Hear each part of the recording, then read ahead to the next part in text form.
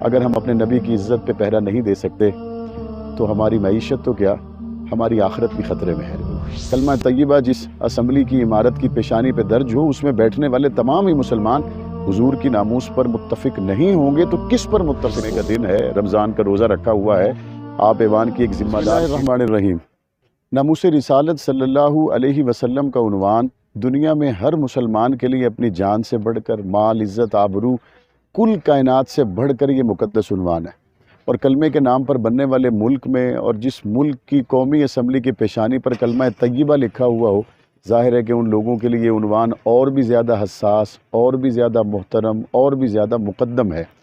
منگل کو private member day کے موقع پر ایک پرائیویٹ ممبر کی طرف سے ناموس رسالت صلی اللہ علیہ وسلم پر قرارداد، جس میں فرانسیسی سفیر کو اس لیے نکالنے کی بات کی گئی کہ فرانس نے سرکاری سطح پر ہمارے نبی صلی اللہ علیہ وسلم کی شان میں گستاخی کی ہے۔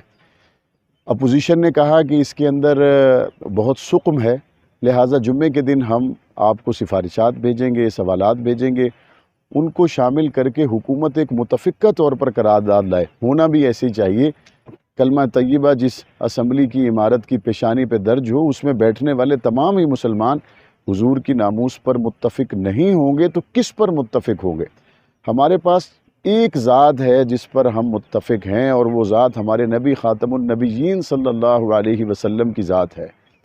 رمضان المبارک میں اسفار کا عام طور پر معمول نہیں ہوتا، لیکن میں جمعۃ المبارک کو آج قومی اسمبلی کے اجلاس میں صرف اس لیے آیا کہ حکومت اور اپوزیشن کی طرف سے ناموس رسالت کے عنوان پر اور حضور علیہ السلام کی گستاخی جو فرانس نے کی ہے، اس حوالے سے ایک متفقہ قرارداد آ رہی ہے، اور یہ آنا بھی چاہیے تھی حکومتی کمٹمنٹس کے مطابق بھی،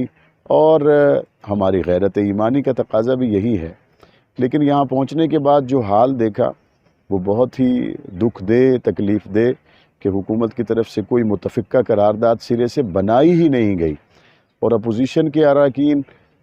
ناموس رسالت زندہ باد کے نعرے لگا رہے ہیں، تاجدار ختم نبوت زندہ باد کے نعرے لگا رہے ہیں، اور ڈپٹی اسپیکر صاحب کہہ رہے ہیں کہ ہم وقفہ سوالات کے بعد آپ کو وقت دیں گے، جمعے کا دن ہے، رمضان کا روزہ رکھا ہوا ہے، آپ ایوان کی ایک ذمہ دار سیٹ پر بیٹھ کے کہہ رہے ہیں کویسچن آور کے بعد آپ کو وقت دیں گے۔ پیپلز پارٹی بھی آئی ہوئی تھی جو کہ پچھلے اجلاس میں نہیں تھی، آج وہ بھی اس حوالے سے اپنا موقف دینا چاہ رہے تھے۔ کویسچن آور ختم ہوا، اجلاس غیر معینہ مدت کے لیے ملتوی ہو گیا۔ اسپیکر کی سیٹ پر بیٹھ کر جمعۃ المبارک میں روزہ رکھ کے ایک آدمی کہتا ہے کویسچن آور کے بعد ٹائم دوں گا، اور کویسچن آور کے بعد غیر معینہ مدت کے لیے اجلاس ملتوی۔ کویسچن آور کے بعد انہوں نے یہ بات تو نہیں کرنی تھی کہ کرونا سے بچاؤ کی تدابیر کیا ہو سکتی ہیں۔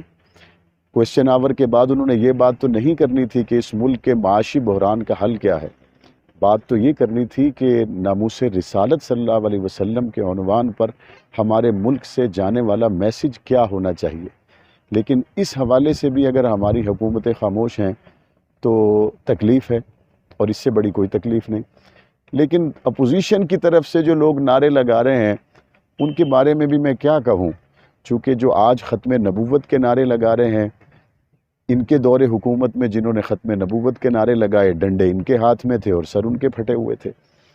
آج یہ اپوزیشن میں آئے ہیں، ختم نبوت کے نعرے لگا رہے ہیں، اور آج جن کے پاس حکومت ہے یہ لوگ وہ ہیں جو پچھلی مرتبہ ختم نبوت کے دھرنوں میں بیٹھے ہوئے لوگوں کے ساتھ اظہار یکجہتی کر رہے تھے۔